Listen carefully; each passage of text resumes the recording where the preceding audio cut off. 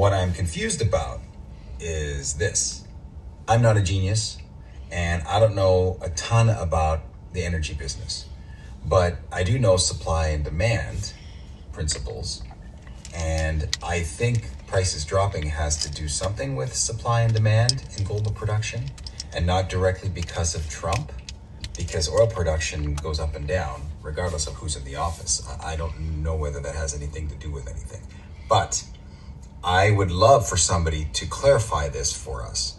The fact of the matter is, most people in the United States have no idea why things are happening in our country, and that is because the media, the news media, and people on social media, when they come out and they read these stories or they try to explain to people why certain events are happening, none of it's based in truth, because they're all trying to push some political ideology, or they're all trying to promote some candidate or some side. So nobody ever gets the truth about the news and why things are actually happening. They just look for who to blame for something or who to give credit for something. And that is very predominant right now with oil prices falling. Nobody knows why oil prices are falling. They think they know because the news tells them this, or social media creators tell them this. Nobody knows why. Nobody's heard about Kazakhstan at all. I haven't heard one word about Kazakhstan and how they're impacted oil prices recently. The two main reasons oil prices have been falling lately is, one, Kazakhstan has been caught overproducing oil production in their country by over 500,000 barrels a day. So we have a lot more supply than we thought we did. That's one of the reasons. The other reason is market sentiment. All the economy talk and the tariffs and all that, that is definitely playing a role. But back to your point, where you were like, I'm pretty sure this is a supply and demand thing. It's absolutely a supply and demand thing. And unless you went looking for it, you wouldn't know that Kazakhstan has been overproducing oil.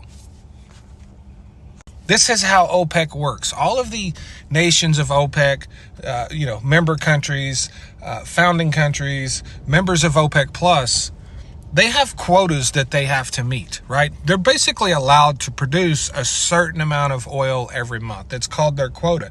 And the reason this is in place is to keep global oil prices stabilized and under control.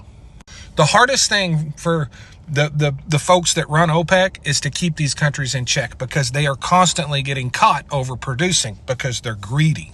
They're no different than American oil companies. And since they're not supposed to be producing as much as they are, nobody knows about it when it's occurring until later when they get caught. They always get caught, by the way. And Kazakhstan is historically a country that overproduces its quota. It overproduces more than it's supposed to. So does Iraq, so does Russia, so does Iran. And every so often we see big dips in oil prices and we're like, oh, we're cheering. People think the president did something great, blah, blah, blah, blah, blah. No, we just caught somebody overproducing. Happens all the time. And as you said, since oil prices are literally dictated by supply and demand and traded by traders and contracts, when the news comes out that there's a lot of additional oil on the market in inventory, just overnight, boom, we have all this extra oil, that's going to bring prices down. And that's exactly what happened. But you won't hear that anywhere else, because that's not a politically driven answer. That's just the truth. And that's why you won't hear it anywhere else. Kind of a shame, huh? Yeah, hope that helps. Thanks.